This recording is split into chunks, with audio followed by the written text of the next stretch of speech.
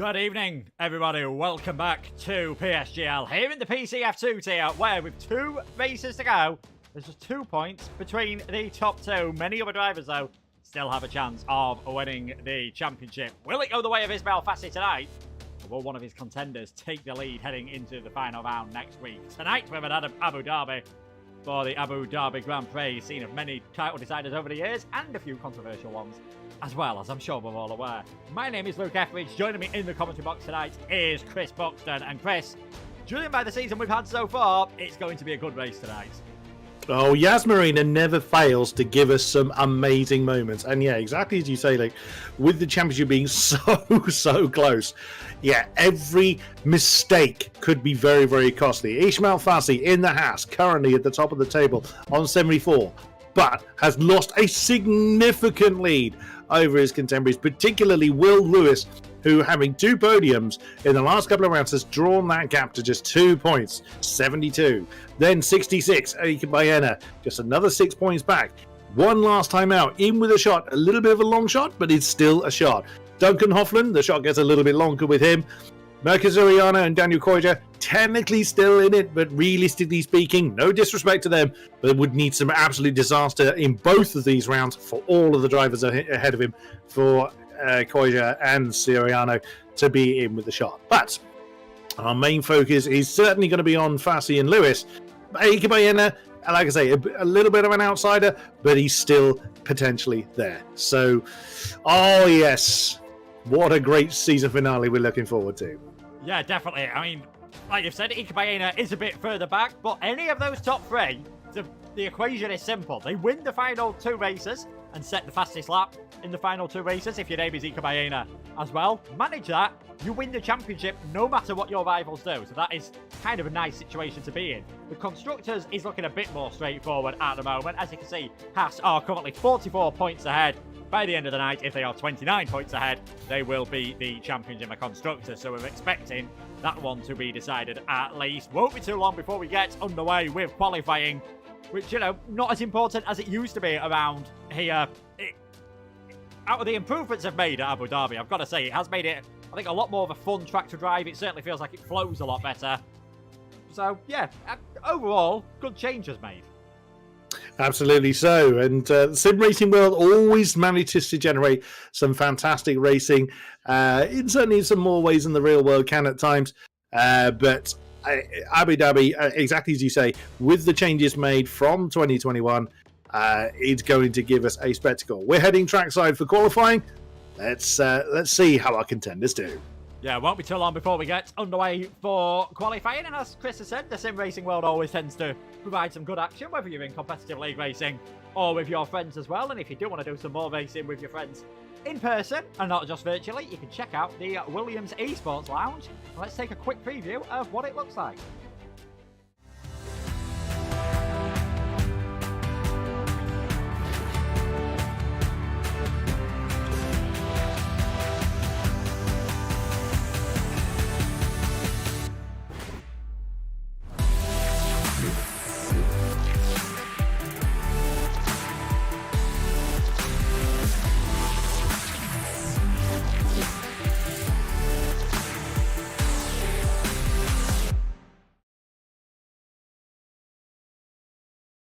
Yeah, no such dramas as they had last week to worry about things from a weather point of view. Everything looking quite nice at the moment, as we are just seeing and hopefully soon hearing a few cars make their way out of the pit lane. Not too many changes tonight in terms of the order, in terms of reserve drivers. Primoz Miklavčić replacing Bencho Sarbakonya tonight in the...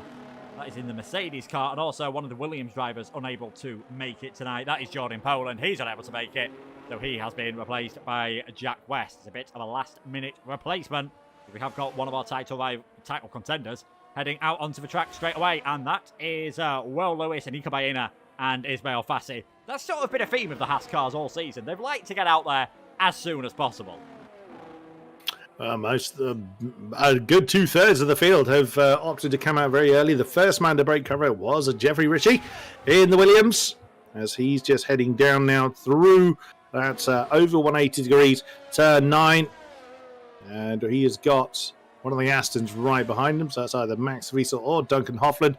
Only 4 cars yet to move. So Caden Lee. Oh no, Dylan Warren's on the move as well. So there's 3 cars still there. Jack West, Matt Alder, and Caden Lute not moving just yet. Just I say that Jack West, I think that is just on the move.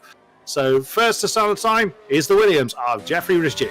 Yeah, here comes Jeffrey Ritchie then around the final corner to start a lap here at Abu Dhabi. It's not a long run towards turn number 1 from the start line. That left-hander there, not the easiest of overtaking opportunities either. And then you've got this flowing part of the circuit, left and right pit lane exit there can be a tiny bit tricky. Bit of a bump in the middle of the circuit then can catch you out. They've got rid of that chicane, and now we have a possible overtaking opportunity into the hairpin at turn number 5. But you probably won't see too many drivers go for it there, as there is a DRS zone down this next extremely long straight towards the chicane at turn number 6 and 7. Jeffrey Ritchie's speeds 325 kilometers per hour, about 203 miles per hour before he hits the braking zone perfectly for turn number 6 and 7 there. And again, flat out on the throttle. DRS open through this next sort of marina grandstand area, this long sweeping left-hander through turn number 8. They've got rid of the Mickey Mouse chicane into a long banked turn number 9. A fast, a fearsome corner. Expect to see drivers taking different lines through here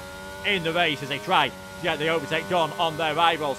In towards 10 and 11, braking just after the exit of 11 for turn number 12, and then we're into almost a street circuit-esque section towards the end of the lap. Lots of near 90-degree corners coming through 12, 13 and 14 into the deceptively fast right-hander at turn number 15. Braking hard for the final corner. Make sure that you don't run too wide. And Jeffrey Ritchie there, 122.935. Looked like a very tidy lap from the Williams.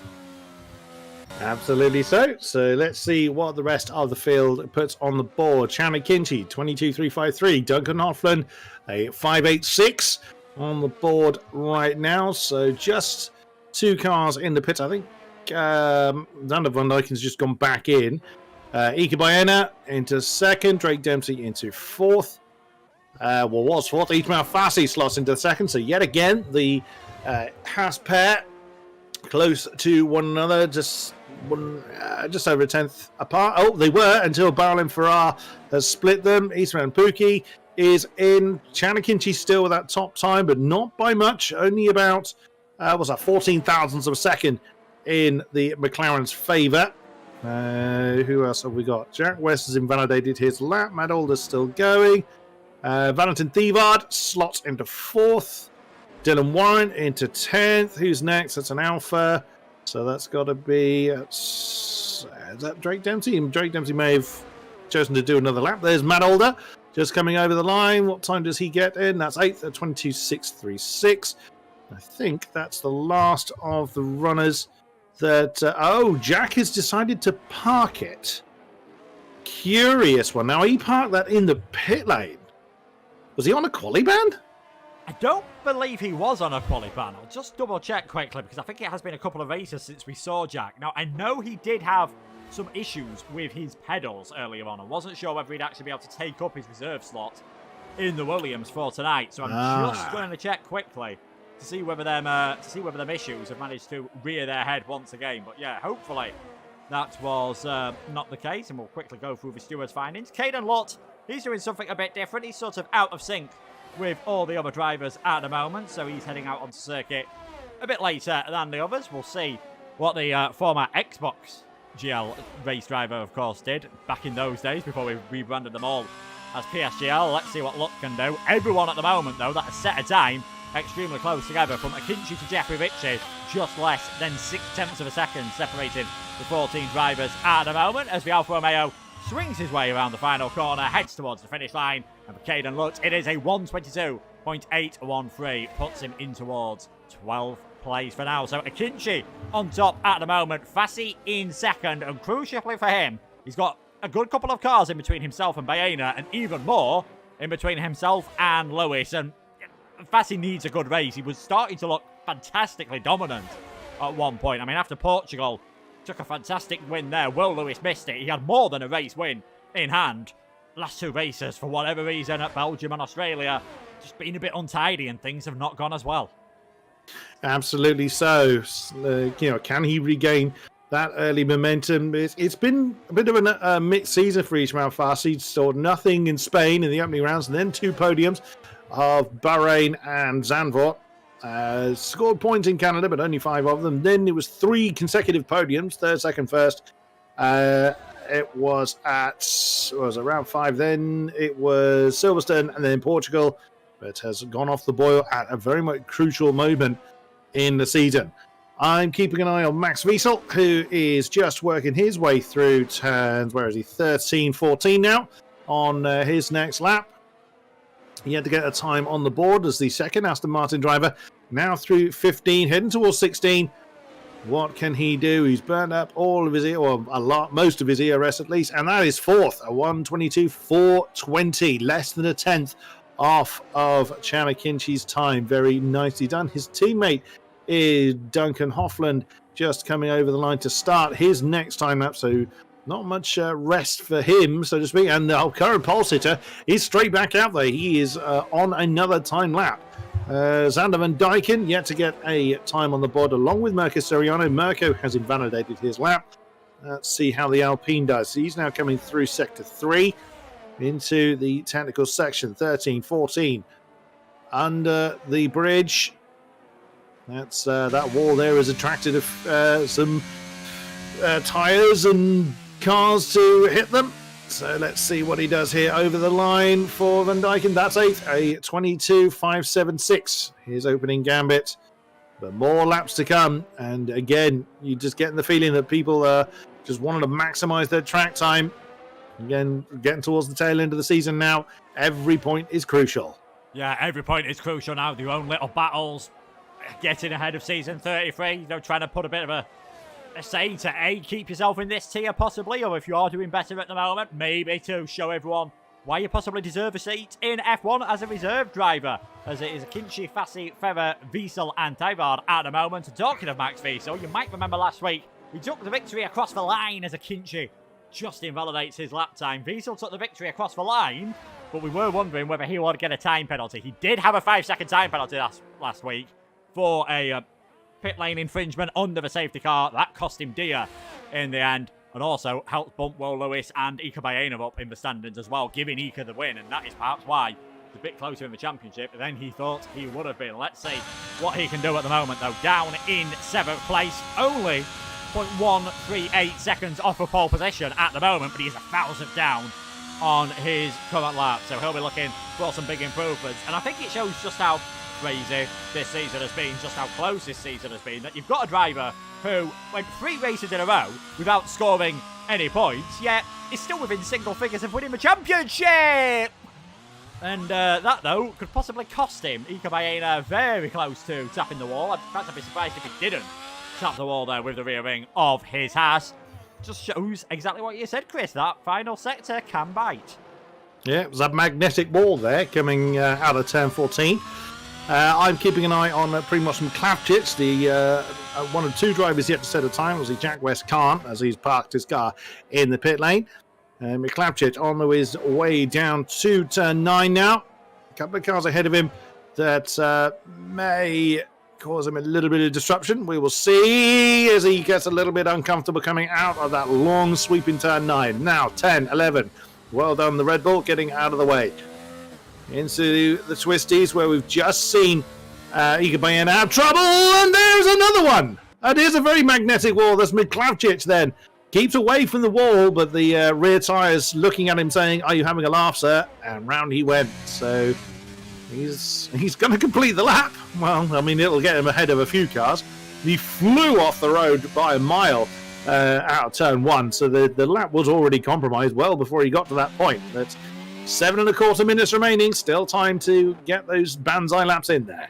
Yeah, we're not seeing masses of improvements on those runs. I mean, Kinchi, Fassi didn't improve. Buell and Ferrer wasn't looking too bad. Looked as though he possibly got held up through the final couple of corners. So we'll see whether there is any possible stewards' inquiries from that one. Max Wiesel just about to go onto a hot lap now, but no one massively setting the timing charts alight at the moment. Jeffrey Ritchie, slowest of everyone who set a normal time, I think we could say. Obviously, Primoz Mklavčić, how he only lost 5 seconds with that spin is a bit of a minor miracle, to be honest. I think I'd still be out there trying to get it facing. And oh! And that's a completely different type of crash. We really need to stop watching cars coming through that corner, because that is Jeffrey Ritchie, who's just gone straight into the wall. Oh dear. It's got Daniel Coyer and Caden Luke coming up to that very point. Hopefully they're not going to be too disrupted. Oh, they had to really get out of it as to not slam into the side of Richie's car. I'm telling you, it's a magnetic wall. It is proving to be deadly at the moment. But those out there sending a lap time, let's have a look. Well, about half the field is out there at the moment. Marcus Soriano, the now only car remaining that has not got a time on the board. The Ferrari coming down towards turn 6.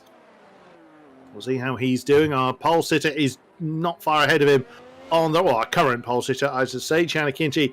He's just coming through turn 9. I'm going to keep an eye on him to see how he does. And that's invalid. He's just wandered too wide on the exit of turn 9, so he cannot improve on this occasion. So the next one coming over the line to set a time is going to be Marcus Soriano, as Isran Pookie and I think it was one of the two Astons just coming into the pits. I'm assuming Chanakinchi's going to come into the pits. Yes, he does. So what does Soriano do? Will he survive the magnetic wall through the final couple of turns now? What can the second Ferrari get on the board using every pixel of width available? It's only 14th, 122.714. Well, it sounds disingenuous. It's only 14th. That's way, way better than I could ever hope to do. So, yeah, again, no disrespect meant, but in a field so tight, yeah, those hundredths of a second are separating a number of cars. Dylan Warren was actually coming up from the line. He's just invalidated, went too deep at turn 12. So that's that lap binned. He should have time to come in, get a fresh set of boots on, and try for one final time. Yeah, let us know in the chat who you think is going to be able to get pole position then at the moment. Well, Lewis is improving, but he's not going to be a lap. I don't think that's going to send him flying right towards the top of the timing charts. And there we go. Finds 2 tenths of a second. Puts himself into 8th place. Puts himself ahead of Ika Baena, who is just diving his way into the pits after invalidating that lap. And at 2 runs in a row for Baena, that he's not been able to, find things right. Big oversteer moment coming through turn number 14, I believe it was. And then obviously made a bit of a mess of that one somewhere, invalidating his lap. So it is still Akinci, Fassi, Ferrer, Hoffland and Wiesel, your top 5 drivers at the moment. Things looking good as they stand for Fassi in the Drivers' Championship. He wouldn't win it tonight if things stayed as they are. And things also looking good for Haas in the Constructors. Their nearest rivals, Aston Martin, do need quite a big swing in that to really have a chance of taking the championship. 3.5 minutes to go. Yeah, it's been a bit of a weird session at the start. Everyone, it seemed pretty clean. Everyone doing quite well. Last 1 or 2 attempts from people. We've seen lots of invalidations. We've seen 3 incidents at the same corner. Jeffrey Rich's tyres still showing up out of that corner. It's, it's been a bit scrappy. Yeah, it has been. Usually we see some less clean movement, shall we say, during the race, but qualifying is, by and large, a fairly straightforward affair, but not this time around. The Yas Marina circuit still proving very, very challenging as Sander van Dijken is coming back in. Dylan Warren now is the only car on track, but his leaving the pit lane does signify the beginning of the Banzai phase. Now we're seeing several cars coming out to do their final runs. Chanakinchi, our current pole sitter, hasn't scored points in the last 4 races. So Silverstone, Portugal, Spa, and Australia. I realise I said 2 circuits and 2 countries there, but you know what I mean. Not in the points. And he's been on the podium twice this season. So you want to talk about a mixed season. Chanakinchi absolutely personifies that. Second in second in Bahrain and 5th in Monaco. So the 5th in Monaco. What am I on about? No, 2nd in Monaco. Has seen the top end of the point scoring, but not for a while. Yeah, just for whatever reason, things sort of tailed off. He was sort of in that group in and around Duncan Hoffland, so it shows just how things could have been different for him. He could have possibly been a championship contender. I mean, if Duncan takes the victory tonight, he's still in with a chance of winning it in USA, but might need some help from some of the other drivers if he wants to be within a serious chance of winning it. As Dylan Warren, he's going to be the first driver to attempt his final lap. We've still got a few cars just making their way out of the pit lane now. That's an Alfa Romeo and an Alpine. They're going to be the final ones to cross the finish line to start their final laps. But what can Dylan Warman do as he makes his way through this incredibly short first sector? He's already 0.08 of a second up, which doesn't sound a lot, but would currently be good enough to put him into the top 10. Yeah, that's the difference. In less time than it takes to blink, he would gain 2 positions with that improvement. Let's see if he can find any more time. Down into turn 6, kisses the apex nicely, keeps the car balanced, over 7, over as much rumble strip as he dares, hugging the wall on the inside line through turn 8. Now he's going to have a couple of cars ahead of him. That's one of the Alfa Romeos. Stay out of the way. Nicely done. Over to the right-hand side to sweep through the back turn 9. Can't get close. On the exit of the corner, gets a little bit closer to the apex. Hopefully that's not going to cost him too much. And that's the Ferrari getting out of the way. Turn 10, 11. He doesn't really need to worry about. 12, 13. Under the bridge. 14. Can he get closer to the top? Oh, Alpine! Oh, no! That's impact for Dylan Warren! Oh no, the Alpine it was Sander van Dijken warming his tyres, and Dylan Warren did not anticipate that properly. Oh my goodness me. Again, the same area, but different cause this time. I mean, yeah, that was just messy. I don't think there's any other word for it. I mean, Dylan Warren's going to be absolutely furious. Sander van Dijken retires from the session. He's got a 5-place grid penalty. I think he'll be getting another penalty for next time around if he turns up to the final race of the season as well. He could be seeing a bit more than just a slap on the wrist for that one. Probably, I'd say, a qualifying ban appearing for him. Giannichini, 700ths down at the moment, so he is not improving. Ismail Fassi also is down on his time coming through the first sector. We'll see what Ika Baena can do as he comes through the second sector. 24 thousandths up, so let's stay on board then with Baena, who was, at the start of the season, the Haas who was looking slightly better in terms of the championship, has actually got more wins than anyone so far this season. 3 victories. We've had 2. We've only had 1 for his teammate. We've had 2 for Will Lewis. We've had 2 for Mirko Soriano. 1 for Duncan Hoffland as well. Giannichini finds plenty of time in the final sector then. He's now a 10th up on everyone. What can Ika Baena do? Can he get himself at least temporarily ahead of Will Lewis? He can indeed. Also ahead of Valentin Thibord. Ismail Fassi, he's not finding any improvements at the moment, so it looks like, even though he does find some in the final corner, purple in the final sector, second's the best for him. Will Lewis is invalidated, so he's not going to be any higher than 9th place. Istvan Pukki comes across the line. He goes up into 7th, knocks his teammate back down into 12th place. Caden Lutz across the line, puts himself into 14th for Primoz Miklavčić. He now heads across the finish line. Backed off, I think, on that lap. 19th all for him. Matthew Alder, did he go for a second run? No, he did not. He brings it back into the pit lane. So it is going to be Giannichini on pole position here tonight. Ismail Fassi, though, I don't think I'll be complaining too much with that front row start. What an improvement for Giannichini, considering he was down, albeit by a tiny amount, in the beginning part of the lap, and pulls out a 10th towards the end. And again, considering how close this field is, that's a storming performance from the Turkish driver. Yeah, it certainly is. Giannichini then on pole position for the Abu Dhabi Grand Prix here in PSGL. Ismail Fassi is in second place. Boelen Feather third. Duncan Hoffland and Max Wiesel, both Aston Martins, in the top 5. It will be Istvan Pukki starting in 6th. Baena, Thibord, Lewis and Alder will round out the top 10. We will see Sander van Dijken drop down to 11th after his collision with Dylan Warren. Soriano, Cohen, Lutt, Warren, Koya, Dempsey, Ritchie, Miklavčić didn't set a competitive lap time. West didn't set a time at all. We'll be back with the race after this short break.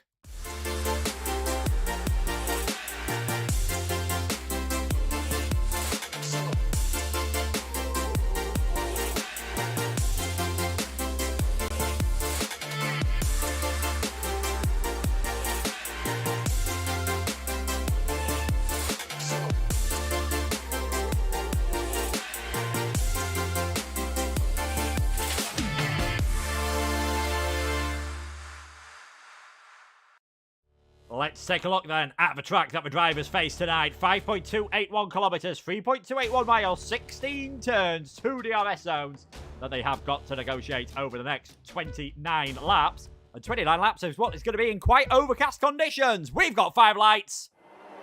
They go out and we're underway then for the Abu Dhabi Grand Prix. Chanakinchi gets a pretty decent start then. Ismail Fassi looking like he's just going to be able to get alongside him, and down the inside into turn number 1 goes Fassi, our championship leader, trying to get the move done straight away at the start of this race. Fassi leads, Akinci second, Ferrer in third, Hofland in fourth at the moment. Meklovcic and Ritchie having their own battling in the background as we quickly take a look to see what tyres everyone has gone for as well. Pookie now battling with the 2 Aston Martins. It is mediums for Xander Van Dijken. It is hard tyres for everyone else as the slipstreaming begins, and Will Lewis all over the back of Ika Baena at the moment. Absolutely so, and the oh my god, Ika Baena way outbraked himself and somehow managed to avoid impact. He has to go over the runoff area there in between turns 6 and 7. He was really late, but well observed to not hit anyone. Drake Dempsey's had an issue. He's now dropped down to the back of the field. He's found Pookie. Oh, Ika Baena is losing more positions. He's probably having to give positions back because he bounced over the runoff area there. So he has slipped down to 8th, but that was, like I say, that was probably intentional. Now he can get back on it, but that was very well observed by Baena. He realised that he'd gone in too deep and immediately got off the circuit. So fair play to the Spaniard.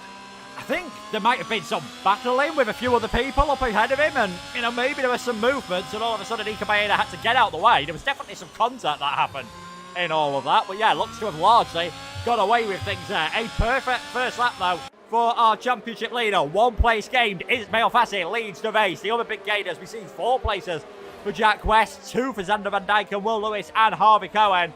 4 places lost for Dylan Warren, 3 for Drake Dempsey. He is nursing a shoulder injury at the moment, so maybe, just maybe, that is costing him a bit more performance than he was willing to let on. Valentin Tybard getting very close to the back of Harvey Cohen, then under braking for that long hairpin at turn number 5. And this slipstreaming begins. DRS will be open next time around, and it looks like Valentin Tybard might not be waiting for the DRS here. Down the inside into the chicane on Harvey Cohen.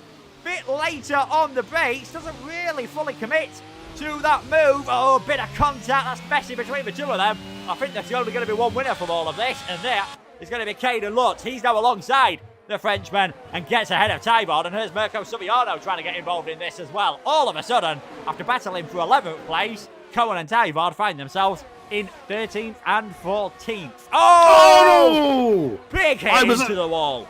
I was alright riding on board with Daniel Koya, who was right behind Tybard at that point. It's just Tybard, I think his tyres are just boiled. The tail got lively, he bounced off the side of Harvey Cohen, and sadly that catapulted his car into the wall. So that's going to send him right the way down towards the back. Is he going to park it and retire? We will see as Ismail Fassi continues to slowly build his lead up top. Keep an eye on Valentin Tybard. He is bringing that car in. He's bounced off the pit wall. I think he's had enough. Yep, he's parked it before the car even crosses the pit entry line. So he's not very happy about that. Our first victim of the night. But leading the way, Fassi, Akinci, Ferrer into third. Hofland, Wiesel, Pookie, Will Lewis down to 7th. That's not going to help his championship contention with Ika Baena, his main championship rival, right behind him. Van Dijken 9th. He's the only one on the medium tyres in the Alpine. He could have really done with being further up the field by this point. And Matt Alder rounds out the top 10. Yeah, obviously very early stages, but with Ismail Fassi having the fastest lap at the moment, he would go on to 91 points. Well, Lewis would be on 76 points. Everyone else would be out of it. And 15 points behind with only 17 remaining. That is a big ask, but as we said, still an incredibly long way to go. We're looking at Matthew Alder at the moment, who's now starting to put Xander Van Dijken under some pressure. There's battling further back though, Daniel Koya and Jack West. It was bad qualifying for the Williams. He's had a decent start to this race though, as the Welshman, but Koya managing to just hold on to that for now. Koya into 14th, the man who is on, joint with Ismail Fassi, longest run of points all season. Didn't score points in the first round, but has scored points in every race since then. As Xander Van Dijken already into the pit lane. Those medium tyres not doing what he wanted whatsoever. We'll see what it is going to be then for the former F2 champion on the PlayStation platform. And briefly on my end showed a set of wet tyres, but in fact no, it is a much more... It did for me as well. I was as confused as you on that. It's like, I think not. But no, a set of hard tyres, but on my screen he hasn't moved. So Xander Van Dijken may well be... Oh no, he is going again. He was stuck in the pits quite a long time as Zander Van Dijken on my screen. Now going again, just coming out of the tunnel. But yeah, I thought, why are you putting wets on? It does look very looming, doesn't it? It's very, very grey above us. But we'll see if the rain is going to hold off or they're just going to intercede here in Yas Marina. That's going to make things very lively. Chan Akinci very close to the back of Ismail Fassi coming through turn 9. Can the McLaren get ahead of the championship leader? Would he even attempt to? I mean, I would think he would want to win the race, but is he going to want to get involved in the championship fighting? Well, we will see. Ismail Fassi, if he gets challenged too hard, may just opt to let the Turkish driver through. He won't want to throw away a good position, considering his main 2 rivals are 7th and 8th at the moment. So we will see. As everyone first to 18th, everyone except for Zander Van Dijken, obviously he's just pitted, are in the DRS train still. So I think now that the rhythm has been established, maybe a little while before we start to see overtaking manoeuvres going on, unless it rains, of course. If that happens, all bets are off, frankly. That's, for the moment, Fassi ahead of Akinci. Yeah, I can't imagine this is one of the tracks where you do too much wet weather practice. You'll do a couple of laps, but you're not really expecting it. But just go back to a couple of seasons ago in the top tier, once Saudi Arabia got introduced to the game, they all had to cope with rain around there. As Zander Van Dijken is back into the pit lane, I can only imagine that he might be thinking about parking the car. Things clearly not right in the Alpine. On board then with Chan Akinci, all over the back of Ismail Fassi at the moment. You lose so much momentum following another car through that chicane, but is he close enough this time to go for a move? He most certainly looks like he's close enough this time to go for a move. Ismail Fassi leaves the door open on the inside. Can he hold it all the way around the outside? He attempts to, not able to. Akinci retakes the lead of this race. So Zander Van Dijken's gone back onto the medium tyres he just got rid of, but he has changed the nose of the car. So that's actually why he came in. Anyone else close enough to make a move? Jeffrey Ritchie on the back of Primož Miclavčić, but not close enough to attempt it as they're coming under the bridge now between 13 and 14. Obviously, this has been the trouble spot during qualifying that he's just gone through. Everybody just minding their own business. Chan Akinci has taken the fastest lap now. Is he going to push hard to break away from Ismail Fassi, or is he just going to go through the kilometres and see how the race transpires? I'm sure he'd want to break away, but at the moment he's not using a lot of his battery. He's not trying to pull away unreasonably so. And most people in the top tier, top lot, are also of that same mind, just going through the motions. Caden Lut has had a problem coming through turn 3, and he has dropped all the way down to 18th. Trouble then for both the Alfa Romeos, really, as Dylan Warren has just picked off Jeffrey Ritchie, although they are still having an argument for that 15th spot along that back straight. Williams can't overcome the Red Bull this time. That's now there is a gap in the DRS train with Caden Lut falling from 10th place. That's actually put Marcus Siriano out of DRS range to the top half of the field. So he's going to have to push quite hard if he wants to re-establish that DRS train. Yeah, and I think it was that spin from Caden Lut. I think Jeffrey Ritchie had to get out of the way. That allowed Dylan Warren to get a run on him, and has also allowed Drake Dempsey to make a move as well. So after challenging for 14th place, Jeffrey Ritchie now finds himself down in 17th, although Drake and Dempsey, bit clumsy between the two of them there. Dempsey went right, tried to get back onto the circuit, and there was a Williams right next to him. Contact between the two of them. Not sure if any damage was done in that, but it has certainly cost them both some time. And yeah, things are quite close at the front of the field. We've only just had that spread in the DRS train. When you compare this to Belgium, where Will Lewis was running away with things and took the victory, compare this to Australia, where Jack West was running away from things, and if it wasn't for such an unluckily timed safety car for him, he would have surely taken the victory in that one. In this one, all of a sudden, now that Soriano's back onto it, you've got 17 cars in one DRS train, currently being headed by the pole sitter, by Chan Akinci. But Ismail Fassi starting to look a bit racy, almost thinking about chucking a nose down the inside into us turn 6 and 7.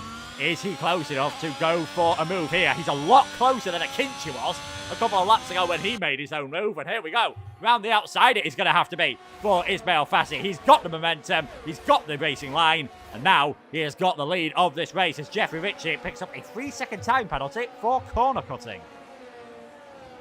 Well done. That's all I'll say to Jeffrey Ritchie for that one. Has not been an ideal race for him. as Dylan, Warren, and Primoz Roglic are battling for 14th place. The Red Bull ahead of the Mercedes at this point in time, but maintaining the all-crucial DRS train, which Caden Luke, following his spin, is still outside of. Now Ismail Fassi has regained the fastest lap and given himself about half a second over the McLaren as Caden Lukes as adding his name to the penalty board. Frustration building in the Alfa Romeo camp, I would imagine, as their day has gotten a lot worse. And Sander van Dijken is still in the race, but he's very much on his own. And without some kind of safety car intervention or weather or something, I dare say he may well not be taking any further active role, shall we say, in this race. But you never know, stranger things have happened. Up top, though, once again, Chanakinchi closes back in along that back straight, and then on the run down towards turn 9, he'll be set to utilise the DRS properly, exactly as Ismail Fassi did on him a lap ago. Although Fassi did dump the battery bit to get away from the Turkish driver. Is Chanakinchi going to catch him? No, he's not going to catch him close enough, so the Haas remains in the lead at the moment. Yeah, interesting thing that is happening in this train, though. Very briefly there, Max Wiesel dropped more than a second behind his teammate Duncan Hoffman. Duncan's starting to look very racy in 4th place at the moment. I think, again, he knows he's got to make some moves. He's got to finish ahead of Ismail Fassi if he wants to stay in this F2 Championship fight. Finished 4th in the Championship last year, and with the top 3 moving up to be in Formula 1 full-time, he would have obviously expected to be in the Championship fight at this point. Maybe would have expected to be a tiny bit closer, but he had that dominant win in Monaco. Apart from that, there's been a couple of inconsistent races at the start of the season, which have unfortunately cost him, but still has a chance. 21 laps to go in this race. We've got Kota next time around. You never know what could happen. There could be a safety car. There could be all sorts of incidents in this race, which could blow things wide open, which is why I think Sander van Dijken's staying out there. Yes, he's 50 seconds behind the nearest car, but he's still on the lead lap. If there's a safety car, you're right back into things, and we've seen so many incidents in qualifying. I think we'd be slightly surprised if there wasn't going to be a safety car tonight, but not close enough from Hofland this time around. It looks like Feather has put a bit more of a spurt on to try and hold on to that podium place, and it looks like Fassi is doing just enough at the moment. But Istvan Pukki, he's got a fantastic run on the back of Max Wiesel. He's almost pushing the Aston Martin down past the Marina Grandstand in towards turn number 9. Briefly thought he was going to throw a nose down the inside, and I think that would have definitely ended in contact between Wiesel and Pukki. Yeah, Max Wiesel thought that move was on as he gave necessary racing room. Jeffrey Ritchie and Drake Dempsey now side by side as the Alfa Romeo flies off the road, but stays out of the walls. Those two still having an argument on the inside line. No, no, no, no. You cannot make a move. No, well, not like that. On the inside of 12, that sends Ritchie into a spin. Oh, dear, oh, dear. It's getting very, very untidy, shall we say, at the back of the field. Now Dylan Warren picks up the fastest lap. He's in 13th place. He's starting to make a bit of a move. Drake Dempsey comes into the pits in the Alpha. So what tyres is he changing on to? Let's have a look. Is there going to be a nose cone change as well on the Alfa Romeo? Was it just for tyres? That's medium tyres going on, and a new nose cone for him. So yeah, but it's been an uncomfortable race for him, I think it's fair to say, but still plenty of opportunity for that to change. Yeah, and I think that's another one that didn't quite see what happened at the start of all that, but we know they got very close, did Ritchie and Dempsey. They got more than close heading into turn number 12. I think there could be, again, some afters in the steward's room to deal with that one. Istvan Pukki not close enough on this occasion to get anywhere near challenging Max Wiesel. It seems like they're taking their time on when to use their ERS, when to, try and save a bit of the tyres. And I mean, if we look at the battery levels of the top few drivers at the moment, Max Wiesel, the only one in the top 6 that is below 50% at the moment. He's a long way below 50%, and in fact, there's only 2 drivers in the top 10 below 50%, Wiesel and Soriano. Just shows that we are in that management phase at the moment. People are taking it fairly easy. Still a few more laps to go before we expect to see anyone coming into the pits. Fassi, Akinci, Ferrer, Hofland and Wiesel, your top 5. As it stands at the moment, the Drivers' Championship will be going to Kota, but Ismail Fassi will certainly have one hand on that, and the Constructors' Championship will be going the way of the Haas team. Another penalty for Jeffrey Ritchie. The track limits one being given to him this time. He might contest the corner cutting one, rather depends on how that came about. But either way, he's still towards the tail end of the field, so it may be all for naught if he does. But who is going to be making a move this time? He's Rampuki, very close to Max Vettel, inside line coming down towards turn 6. The Ferrari noses ahead of the Aston Martin. That is 5th position. That has now turned red as he chases off after the second Aston Martin of Duncan Hoffman. The rest of the positions a little bit too far spread out for the rest of them to start thinking about making moves. As you say, all management phase at the moment. Chandler Kinchy's battery's nearly full. You've got some drivers that, like Max Wiesel, who are under 20%. Chandler Kinchy, he's just hit the top. His battery is needing usage. It is feeling somewhat left out. He's doing a stunning job of utilising just those tiny bits of ERS and enough recharge to get that back up to top and maintaining second position. Great effort from Chandler Kinchy. Yeah, he's doing a fantastic job at the moment, just managing things. I think there's no point in pushing too hard at the moment. It's Rampuki, currently on for his joint best finish of the season since moving up into 5th place, joint with round number 1 of the season at Spain. The only other time he got points was the 6th place he got at Portugal, so he's been loving things in the Iberian Peninsula at the moment. We'll see how he does at Yas Marina. Jeffrey Ritchie into the pits has certainly been a tough race for him. He's going to go onto his set of the medium tyres and hope they can drag him towards the end of this race. As Kinchy again closes onto the back of Fassi, but shows no interest whatsoever about making a move at the moment. Dempsey with the fastest lap of the race. A reminder, you only get a point for the fastest lap if you finish in the top 10. 16 points for winning, 12 for second, 10 for third, 8 for 4th, 6 down to 1, but 5th down to 10th place as a Kinchy. Again, close, but not close enough. Not bothered, I think, at this moment in time. Yes, he took the lead earlier on, but I think as soon as Fassi went for it back, he was like, you know what, you can have it for now. Wait and see what happens after the pit stops. That's when I'll try and make my moves. He barely used any ERS then along that stretch towards turn 9, so he's just minding his own business at the moment. No doubt keeping an eye probably more on Bowell and Farrar to see if he's going to make a move, and he's not interested in making it either. So until the pit stops are done, I think this is what we're going to see. We'll see. Well, we could well be proven wrong, but at the moment it is still advantage of Kinchy as far as ERS energy is concerned. Ismail Fassi just keeping his battery around 75%, there or thereabouts. Enough to keep the McLaren just out of range, but they all know what they're doing. They're all on the similar kind of game plan at this stage. Baena getting close to Will Lewis, but no movement there as they come through turn 5 onto the long back straight once again. Now, I'm sure people will make the move if the opportunity is presented, so if somebody they're following makes a mistake, they're probably not going to push too hard at this point. Again, want to also keep the fuel usage in check as well. It's not a particularly friendly circuit on the fuel tank, is this one, so they can't push too hard for too long. You could argue no circuit is ever kind on the fuel tank. It's this one in particular.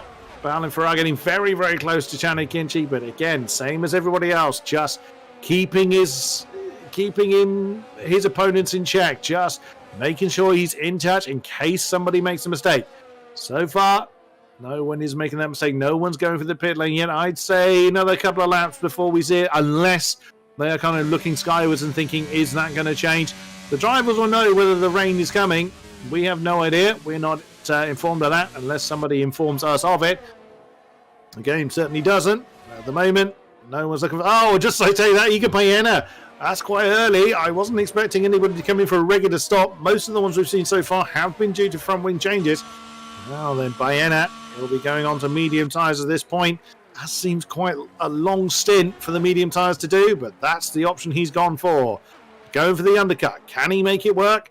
Well, he would ideally not like Caden Luke to be near him, but we'll see. Can Iga Baena make this work? Oh, it looks like on my screen, he actually bounced off the wall in the bridge, but that may be lag assisted that particular view. But Iga Baena then served his pit stop, and now he's got a push to make that work. Yeah, I think that was just him lighting up the rear tyres, of course. So much was made about this pit exit when this track got announced for Formula 1 in 2009. As we've seen time and time again in league racing, it tends to be the pit entry that is actually a bit trickier. Very easy to hit that wall on the outside of the pit entry, and straight away, Ika Baena is gaining all sorts of time as Miklavčić and West having a battle for 13th from 14th. Now that they've dropped off the back of that DRS train, they're free to have their own fight. Baena's going to jump. He's going to jump Wiesel. Well, he's going to jump Will Lewis, I think, in this. He's going to jump Max Wiesel as well. Any higher, we'll have to wait and see. I think if they're looking at this pace, some of the others might just come into the pits. And there we go. Our top two drivers are in. Ismail Fassi and Chanakinchi into the pit lane. Istvan Pukki follows them in as well. Will Lewis stays out there, as do the two Aston Martins, as does Boelen Ferrer, who becomes our new race leader on lap 15 as we have had a yellow flag. And that is again Dempsey and Ritchie. They've come together again. The Alpha and Williams determined to join each other in the car. Oh, goodness me. I think that's too early. Those tyres are going to be absolutely mush by the end of the race unless the weather or safety car or something intercedes. I think that's too early. But again, we will see. These guys know far better than I as to what these tyres are going to do. So the first round of pit stops done. Fassi remains just ahead of Fassi and Akinci, of course, came in together, and then Baena right behind them. So it is a gain right now, exactly as you said. Ika Baena ahead of Istvan Pukki, but it's that extra lap on those tyres really going to pay in the long run. Again, we will see. I kind of thought another couple of laps at least before we started seeing people come in. Oh, Will Lewis and Max Wiesel. Oh, that's very close coming through. Turn 9, bouncing off one another. They got to sort it out before they get into the hotel. Will Lewis just gets ahead of Max Wiesel. Oh, that got somewhat uncomfortable, I'd say. But they have kept themselves out of the wall.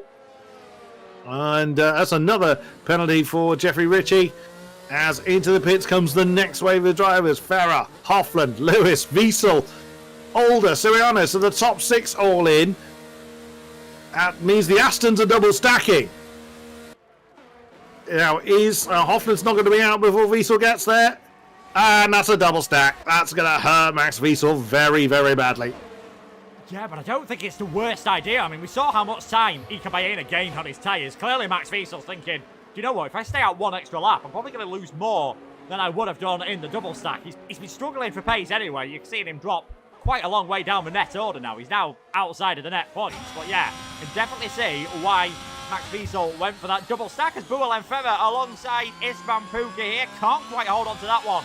That is Istvan Pukki now into 9th place and net 4th position.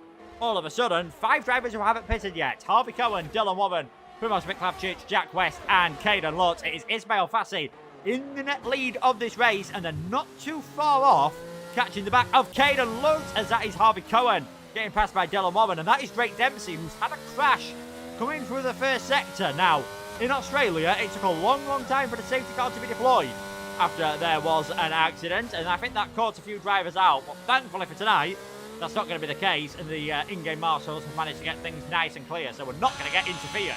Talking of interfered, though, take a look at this. Ismail Fassi all over the back of Caden Lutz. He's going to struggle to find a move up until, turn 1 at the earliest, maybe even turn 5. Well, it is getting lively up top. But, Caden Lou, he stayed out. Oh, my goodness me. Well, that's going to agitate Ismail Fassi. He dispatches the Alfa Romeo. What is Chanakinchi going to do? Oh, that's going to be very, very uncomfortable for the McLaren. Oh, that was close. I mean, fortunately for him, Caden Lou was deep. So it allowed Chanakinchi to go through. Now Ika Baena. And he dispatches of Caden Luke fairly easily. Istvan Pukki next. Oh, just banzais the inside of turn 5 to make sure the Alfa Romeo is not going to hold him up. Well, it's the main championship contenders, except for Will Lewis, are now in that kind of group ahead of the Alfa Romeo. Will Lewis is still in 10th. So, that's going to be difficult for him. And he's 3 seconds behind. Oh, dear. It's not gone well for the Red Bull. No, it certainly hasn't. I mean, we're going to look back from Duncan Hofland at the moment. You can just about see Will Lewis in the background. Of course, it's back, quote-unquote, straight, being very curved here alongside the Marina Grandstand. Will Lewis stayed out longer. He'll be hoping those mediums die on everyone else's before the end of the race. Otherwise, I'll put him in a bad situation all of a sudden. Fassi Again, still in the net lead of this race, and again, stuck behind a slower car. In fact, he's trying to go around the outside of Jack West. This will be a brave move. How on earth was there not contact between West and Fassi? How on earth was there not contact between Fassi and the wall there? Oh, that's getting really, really close. He's when Pookie just nudged the back of Iga Baena. Hoffman's gotten ahead of Ferrer and all that as well. Oh my goodness me, Chanakinchi had to take a really big alternate route there. Jack West has gotten all kind of squiggly. He's now down into 7th position, no, 8th position, because everyone's just flying past him. No life left in those hard tyres at all, as Pookie and Baena now banzaiing one another into turn 5. The Ferrari now ahead of the Haas. My goodness me, it is all kicking off exactly as we said it would. Once the pit stops are done, it is gloves off, and the round is now underway. He's got Ferrer on the inside of Hoffman. The Aston Martin couldn't close the door, and side by side, but Duncan Hoffman comes back, and Baron Ferrer has to try again. Breathless action at the moment. Istvan Pukki seems determined to provide us some entertainment. While all this has been happening, we'll wait and see what happens here. Duncan Hoffman trying to go round the outside of Iker Baena. What a switchback! Duncan Hoffman, take a bow, sir. Brilliant move there. Sells the dummy to Iker Baena and gets ahead of the Spaniard. So that is Duncan Hoffman up into a net 4th place all of a sudden. Ismail Fassi has managed to get himself more than a second ahead of Chanakinchi. He has just dipped back below that, with Fassi getting held up by Primoz Roglic. Has he burnt too much ERS doing all that? There was a yellow flag further in the background. Not quite sure what caused all of that. Will Lewis is now back into the points, and because of all the chaos that has happened ahead, he's now only 1.7 seconds off the back of the pack. But he's going to have a lot to work to do, as that is Jack West retiring from the session. Caden Lunt into the pits. And Primoz Roglic trying something completely different and closing the field up once again. Yep, here we go again. Ismail Fassi is going to get, of course, DRS off the back of the Mercedes. Now, what's McLeod is going to the inside line. Oh, look, Kinchi! He's just nailed the pair of them as he's got a hell of a run down into turn 6. Has the McLaren done it? Is Ismail Fassi trying to fight back? Can't quite do it. Where the hell did that momentum come from? Ismail Fassi was slightly put off by the Mercedes, and Chanakinchi capitalised on that. Ismail Fassi too far back to make a move this time. He's from Pookie now to 3rd.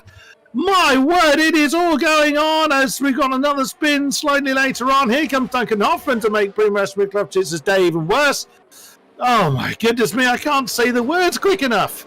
Yeah, that's Boel and Feather who's had an issue with Iker Baena, so Feather's now 13th, Baena down to 14th. I mean, with that move for, Fassi, Akinci, Pookie, you might as well have said Schumacher, Hakkinen and Zonta. Brilliant smart by Chanakinchi, taking advantage of Miklevcic, who comes into the pits. And I don't think Ismail Fassi will be too happy with Miklevcic's driving there, but they were fighting for position. May have been on completely different strategies. You can't just expect that someone else is going to dive out of the way. And all of a sudden, Will Lewis is now in 5th place. Yeah, he's still quite a long way back off Ismail Fassi, but compared to how things were looking a couple of laps ago, the Red Bull driver not in too bad of a position. If the race was to finish like it is now, the fastest lap's Jeffrey Rich's at the moment. He set that on a set of soft tyres. I don't think that's going to make too much difference with anything that has happened. If the race was to finish right now, it would be 86 points for Ismail Fassi and 78 points for Will Lewis. 8 points would be between them going into the final race. But as you can see, Fassi is going to have a brilliant chance of taking the victory here. I'm sure Akinci is going to defend like crazy though in the final 9.5 laps as Dylan Wobben all over the back of Max Wiesel, not close enough to go for a move this time around. These people have different strategies. It's caused chaos for the drivers. It's just caused pure entertainment for us and everyone else watching. Absolutely so. Now, Ismail Fassi actually backed out of that. He didn't go for the move. He even was about half throttle before he got to the end of that run down towards turn 9. He wasn't trying to make the move on Chanakinchi yet. But Ismail Pookie, I think, has got very different ideas. Really hustling the Haas at the moment as they come over the line to complete lap 20. Oh, it really is anyone's game, certainly in this top 4. Will Lewis, 2.8 seconds back. He's not closing quick enough to become part of that top 4. But, I mean, if it all comes to grief in this top 4, then he's going to be in prime position to do anything about it. The gap between Akinci and Fassi is beginning to grow. That 0.8 of a second as they come through turn 5. Of course, the DRS is going to close that back in again. But, you know, Judd, looking at the throttle inputs from Fassi last time around, like I say, he was just backing off a little bit, just going down about half throttle before they got down into turn 9. I'm going to ride on board with the Spaniard to see if that is the case again. DRS open once more on the Haas. Ismail Fassi not close enough to make a move, even if it wasn't half throttle, which it wasn't that time. He was flat out that time. Too big a gap between himself and Chan Akinci. The McLaren is doing a great job of just maintaining enough gap between himself and Fassi to keep that lead to himself for now. But he's got another 7 and a bit laps to do it. Oh, it's going to feel like the longest 7 laps of Chan's life at this point. Yeah, certainly. I mean, earlier on we were talking about how everyone's saving early over the field was above 50% ERS. I don't think that none of the top 4, when we checked a couple of seconds ago, none of them are above 50% now. They are all just going for this. Akinci in a slightly worse pace than Fassi. Istvan Pukki, we saw him burn loads earlier on. Duncan Hoffland not in too bad of a situation either, but there's still a long way to go in this race. 8 more laps remaining, about 12 minutes, just under, to decide who is going to win the penultimate race of PSGL F2 in season 32. Ismail Fassi, 8 points ahead of the championship as things stand at the moment. He knows if he gets ahead of Akinci, that could jump up to 12 points, which could make a massive difference heading into the final round next time at Kota. Max Wiesel, he was defending a lot earlier on in the race on the back of Daniel Koya. At the moment, that red ERS light flashing on the back of Koya's car, but Wiesel in the DRS train, not able to make any moves at the moment. I mean, Fassi's got to be careful here because we've seen Istvan Pukki has looked very racy, like all race long. Even in the first stint, he was looking like he wanted to make some moves. He's pulled off some fantastic overtakes into turn number 5 earlier on. He's on for a podium. Who's to say he's not going to try and challenge for this win? Likewise with Duncan Hoffland, because he knows if he wants to have any hope of winning the title, he needs to pass the Haas. Yeah, that's exactly it. It's who's going to be brave enough to make the move at the right time. It is going to be about, shall we say, testicular fortitude, as well as when you time the move. That is what it's going to come down to on this occasion. Not looking at that just yet. We're going to be looking at that for the last couple of laps. As for the moment, just about management. If they can get a bit more energy into the battery, then they will. But I think Chan Akinci would love a few more percent in the battery. Ismail Fassi is just crept back over 50%. So he is building that energy back up. So is Duncan Hoffland, actually, the tail end of that top 4 group. So he is just slowly getting that battery back up again. But it's all going to be for that one final charge, and it is going to be a case of when it happens and how they deal with it. Because for all we know, all 3 of the chasers of Chan Akinci could try and make a move at the same time, and then you've got a detonation going on. Oh, Max Wiesel and Daniel Koya side by side coming through 6 and 7. They need to sort it out. And Aston Martin just remains ahead of AlphaTauri. Daniel Koya has got no ERS at all to be able to make a move back up the field, so he's going to have to remain where he is for now. Oh, it's all tense. It's very, very, very close. But when you've got the championship connotation mixed in with that, it just makes for some very, very nervous drivers out there. Yeah, certainly. With Aston Martin being 4th and 8th at the moment and Ismail Fassi being in 2nd, pretty much since round 1 of the season, there's not been a lot of doubt of it. But Haas are going to claim the Constructors' Championship as things stand at the moment. It wouldn't need something disastrous to happen to Fassi, and I think even then, with Hoffland and Wiesel's positions, even then, Haas might still claim things. It's looking good for Fassi though at the moment. Will Lewis in 5th. That gap hovering around 2.5 to 3 seconds. If he starts losing places, things aren't going to be looking too good for him, so we'll see if he defends robustly. If Mirko Soriano goes for any moves later on, it is going to be a fascinating final 6 laps here. Akinci, Fassi, Pukki, who we're going on board with now. 3rd man in the train. Can the Hungarian driver do anything as he looks to claim his first podium of the season? As that is Dylan Warren down the inside on Daniel Koya. The AlphaTauri with barely any ERS. He is now starting to struggle. He drops to 10th, but thankfully for him, has 2.5 seconds to the nearest car. Another thing to point out here is all those top 3 drivers on the same tyre life. Duncan Hoffland has 1 lap fresher. Lewis, Soriano, Alder, Wiesel on the same as Hoffland. Dylan Warren has 1 lap fresher. Doesn't really look like tyre life's going to play too much of a factor in this battling. Doesn't look like it. Ika Bayena's early pit stop strategy has certainly not helped him. Down in 13th place as into the pits comes Jeffrey Ritchie. I was about to point out that this lead group is catching the back of the Williams, but Jeffrey Ritchie quite sensibly just getting out of the way, dumping into the pits. Probably a fresh set of... maybe he's going to put the full wets on. No, he has gone for another set of soft tyres.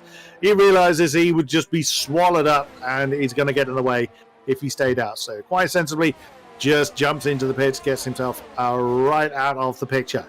So, how are we going to transpire this time as the top group come through onto the back straight? Is Ismail Fassi going to push? Well, DRS open, but no deployment again. So, once again, just biding his time, keeping himself in contention. Or did he outbrake himself? Not quite. I thought he was going to hit the back of the McLaren there.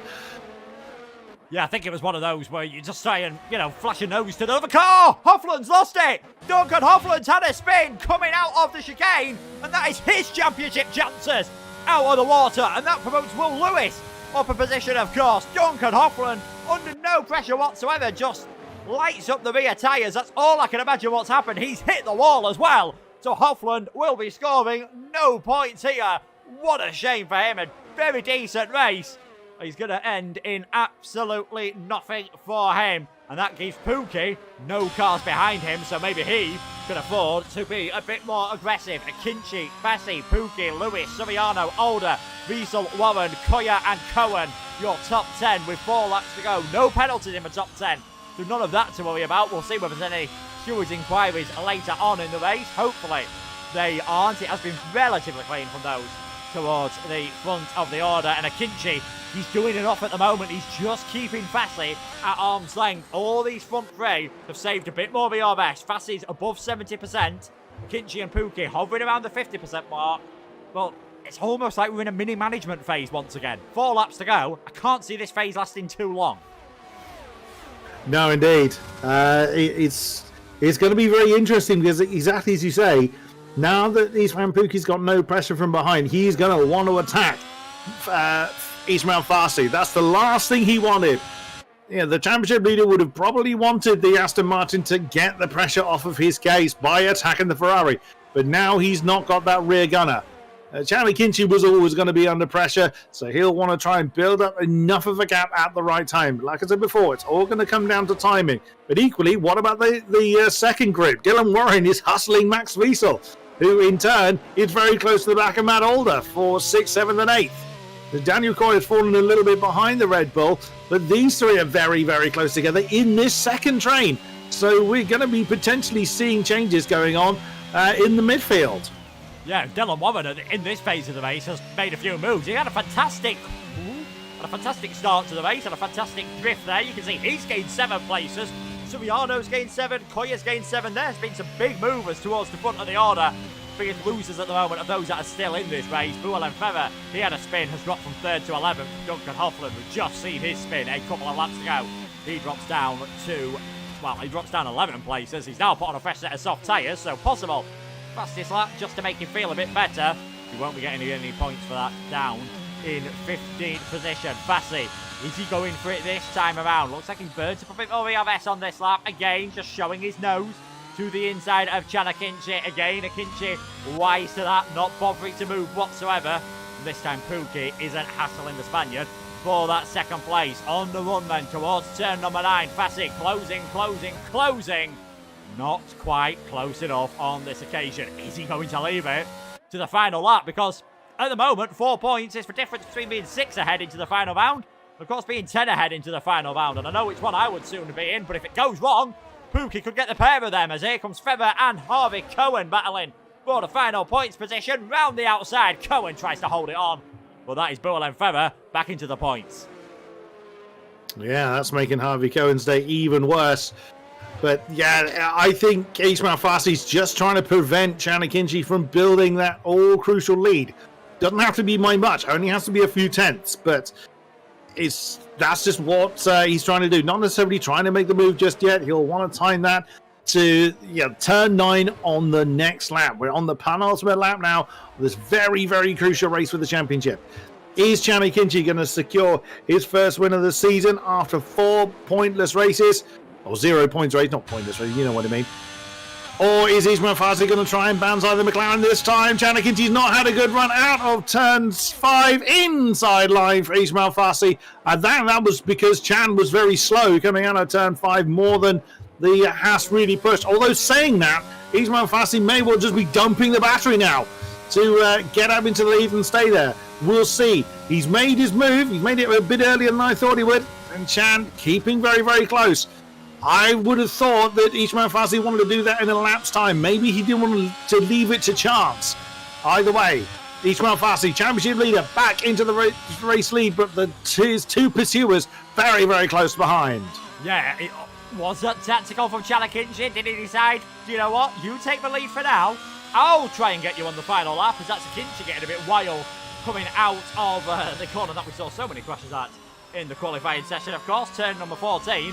Is that going to cost him? Onto the final lap of the race then. Ismail Fassi, our championship leader, leads this race. Kinchi in second, Pookie in third. Will Lewis, within 2 seconds all of a sudden, they've been, sewing each other up, and this tactical driving, is it going to cost them? I can't see Will Lewis getting within DRS range, but we've seen stranger things happen in this race. You never know. There's going to be no lap traffic for them to deal with. Onto the first of the 2 DRS straights then. We're going to see batteries dumped from all of them, and straight away Kinchi is having to dump his battery. Straight away Ismail Fassi dives over to the left-hand side, tries to break the toe, and there's nothing Kinchi can do on this straight. Is Ismail Fassi going to be able to hold on? Has he got the ERS to hold on the run down towards turn number 9? We're going to find out in approximately 10 seconds time. Here comes our front trio. Fassi, Kinchi, and Isfran Pookie, and it looks as though Ismail Fassi is doing just enough here. Is the door going to open? Can Kinchi go all the way around the outside? Can't quite do it on this occasion.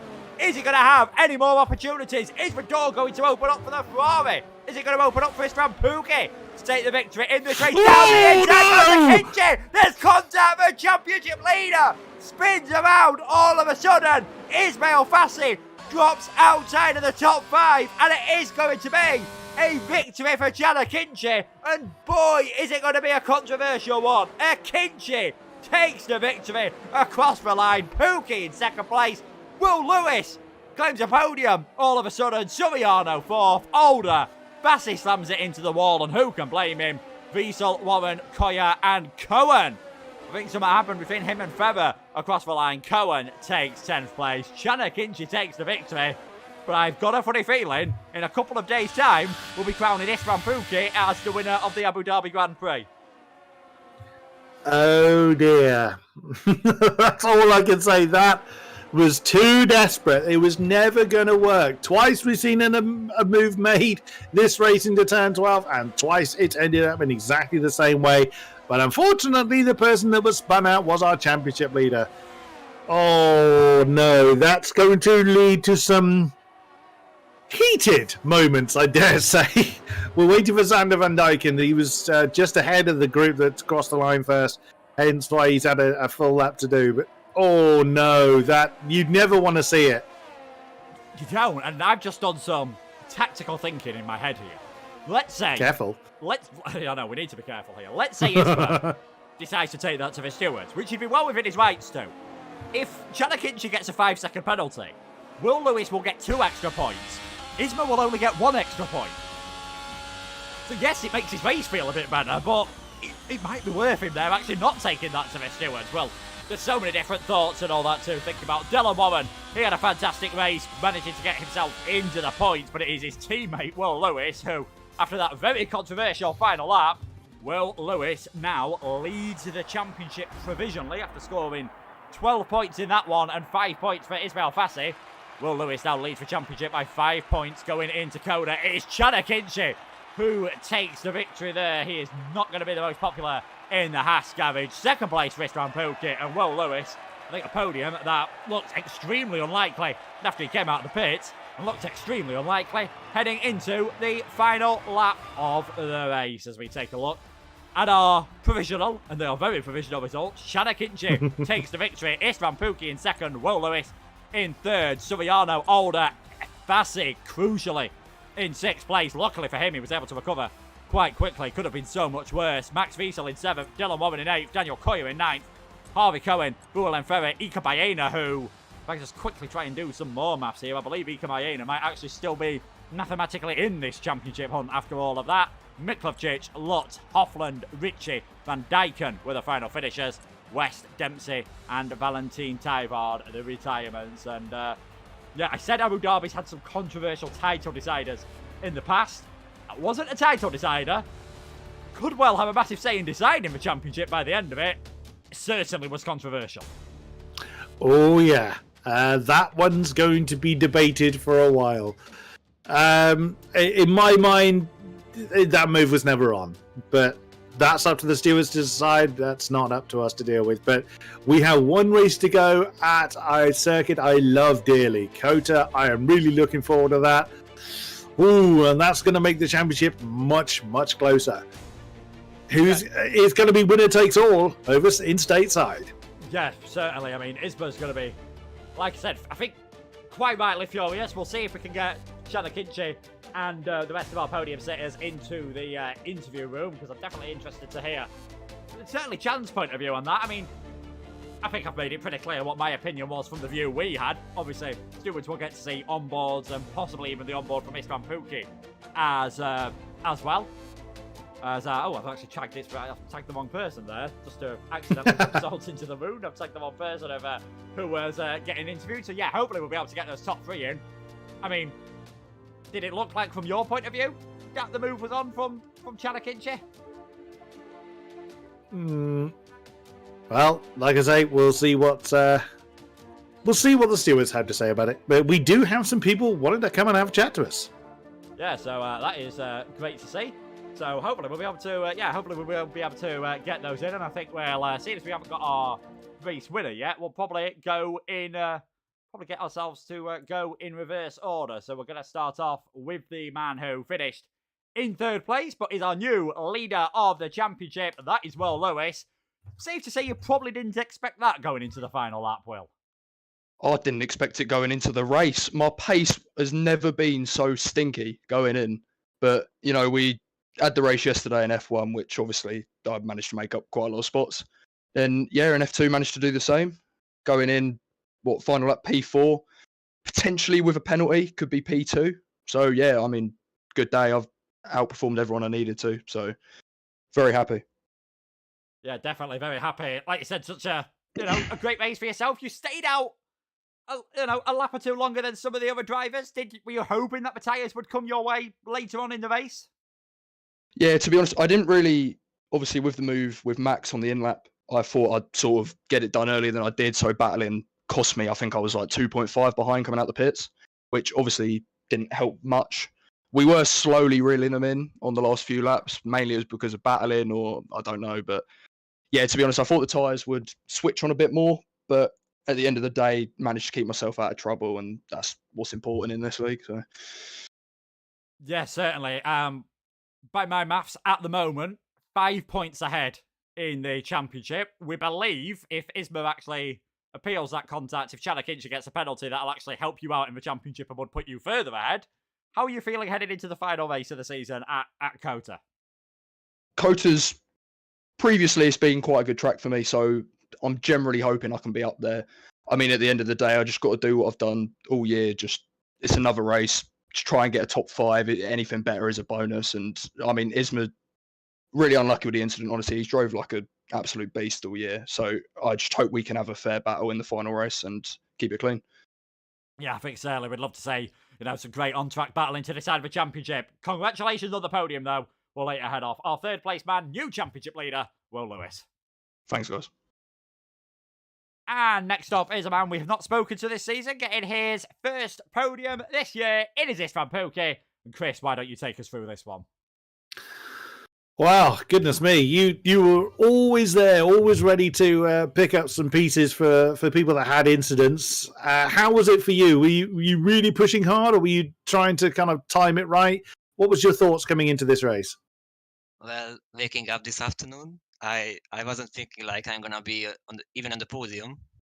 I was hoping for some points, but definitely not for the podium. And after the quali, I saw myself in P7 with a reasonably bad lap. I thought that the pace is gonna be much higher, so I was quite surprised. And after like lap 3-4, my pace was quite decent on the race, and I saw that I'm faster than Max ahead, and I straight away attacked him and managed to overtake him. He was not really defending because he saw that I'm faster probably and didn't want to lose that much time. Then I think we pitted at the right time, overcut 2 people, and it just put us in the right position to fight for the podium and even for the win later on. And I was just waiting, recharging my ERS, and on the last lap I knew that I'm on much higher wings than the guys ahead. And after the first straight on the last lap, I knew that I'm not gonna be able to pass any of them unless they start to battle or hit each other or something like that. So I was just waiting, and eventually it happened. So in the waiting game in the last 10 laps, and probably a win if Chang gets a penalty. So I'm quite happy. Yeah, we will wait to see on that one. So, Kota, next time around to see the season out, how are you feeling about going stateside? Well, considering that the pace wasn't really good here, I'm hoping for another podium at least there. I like the track a lot more than this one, so I want a podium. Fair play. And from what we've seen, certainly tonight, if by tonight alone is anything to go by, we look forward to chatting to you again next week. Best of luck for the final race of the season. Thank you very much, Isvan Pukki. Thank you. See ya. And next up, it is going to be our race winner then from tonight. It is Chan Akinci. And Chan, I think there's only one place we can start, and that is the end of the race. Tell us what happened there. Yeah, I mean, it was just racing. He broke early. I tried to go inside. He thought I was gonna back off. I didn't. Collisions. It happens. This is racing. I mean, it sounds like you definitely thought that the move was on at that point.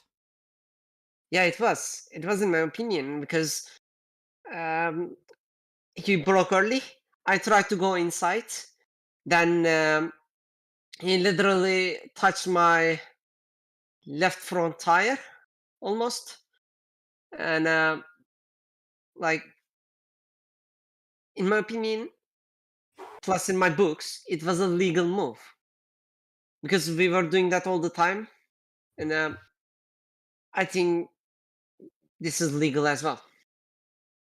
Yeah, definitely. I mean, it looks like, I think either way, he's not going to take it to the stewards anyway, because I think it would end up costing him more in the championship. So it looks like we can say you are the winner of the Abu Dhabi Grand Prix. Congratulations.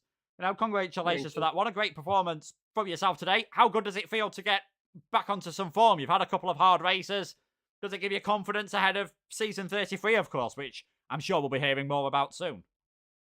Yeah, I mean, in qualifying, I was almost 2 tenths off from my pace, which was not ideal. I guess I did a 0.7 as a PB.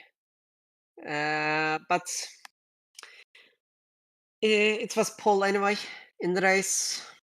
Nothing really happened until the last lap. We were overtaking each other. But yeah, I mean, nothing to talk about for the race. Yeah, definitely. And how are you feeling ahead of Kota? Do you think that could be another good race for yourself? Yeah, I don't know. We'll see. Kota. I'm not a big fan of Kota. I was not big fan of Abu Dhabi as well. But yeah, we're gonna see. Yeah, we will see indeed. Congratulations on the victory. We'll let you head off. Our race winner, Chan Akinci. Well, Chris, that is pretty much it for then. Like we said, certainly a very entertaining race. We had a feeling Abu Dhabi would deliver. I mean, first stint, not a lot happened. We kind of expected that, but in the second stint, again, those people trying different strategies as they're well within the rights to. The front runners always seem to catch them at the worst possible point, and as they built a gap, it just closed the field right back in again and provided plenty of entertainment. And we certainly know America is another circuit, particularly that first sector. You catch a car at the wrong point through there, cost you absolute tons of time. Yeah, well, absolutely. So you get you lose momentum there, and you carry that penalty quite a long way. And equally, if we get people being brave with getting the inside line, particularly into sector 3, we could well see quite a few fireworks after next week. But we will see when we get there, as we round the season out stateside in 1 week's time. Yeah, definitely looking forward to that one. And just a quick word as well, Constructors Champions for Haas. Obviously, Ismail Fassi probably not too bothered about that at the moment, but can't really argue. Him and Ika Baena, it's so solid as a team all season long. Yeah, they've consistently been scoring all those high points. Maybe not the win every single time for the white team, but either way, they've just done the job. Done the job better than the rest. That's all you can ask for a team championship. But yeah, like you say, right now I'm sure that's not what he's thinking about. Yeah, I'm sure he's still obviously pretty annoyed about what happened, but it is not over yet. 5 points between Lewis and Ismail Fassi. Ika Baena still with a mathematical chance of winning the title, but he's going to be big misfortune for his two rivals. Make sure to catch us same time, same place next week for the US Grand Prix, the finale of PC Season 32. If you want more PSGL action, though, there is, of course, the rest of the PC action. The 8 PM tiers are live now. We've got some PlayStation action on the Sunday, and the top tier of PlayStation will be on the Monday. PC is back, of course. PC F1 round number 3 of that one at Kota as well. That will be back on the Wednesday. For myself and Chris are back on Thursday. Thank you so much for Chris joining me. Thanks to Chan, Istvan and Will for joining us for the interviews. Thanks also to our sponsors, GT Omega. Make sure to check them out in the description. And thanks so much to everyone for watching. We will see you in a week's time at Kota. Who's going to claim the title in PC F2? And is there one more twist in the tail? Take care of yourselves, everyone, and goodbye.